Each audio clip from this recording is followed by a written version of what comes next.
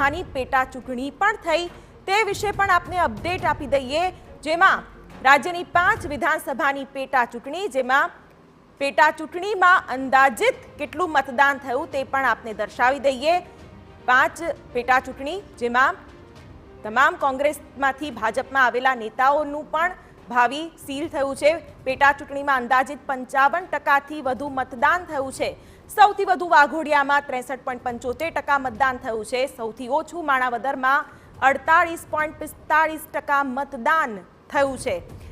વિજાપુરમાં 59.47%, ખંભાતમાં 59.90% અને પોરબંદરમાં 51.93% મતદાન નોંધાયું છે।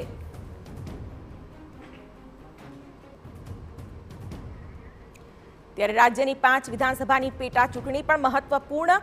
પેટા ચૂંટણીમાં અંદાજિત 55%થી વધુ મતદાન થયું છે અને આ પેટા ચૂંટણીનો માહોલ પણ બરાબરનો જામ્યો હતો, કારણ કે પક્ષ પલટો કરીને આવેલા નેતાઓને ભાજપમાંથી ઉમેદવાર બનાવવામાં આવ્યા હતા અને આ 5 બેઠકો પર પેટા ચૂંટણી લડાવવામાં આવી હતી। ત્યારે આ પેટા ચૂંટણીને લઈને 55% મતદાન થયું છે।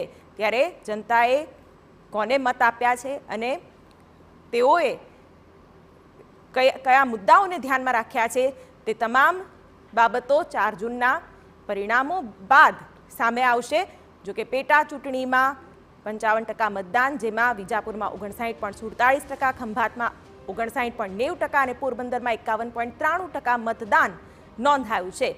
ત્યારે હાલ તો ગુજરાતમાં લોકસભા અને 5 બેઠકો પર પેટા ચૂંટણી શાંતિપૂર્ણ માહોલમાં પૂર્ણ થઈ છે અને તેની વચ્ચે જેટલા પણ ઉમેદવારો છે તેમનું ભાવિ આ ઈવીએમમાં સીલ થયું છે।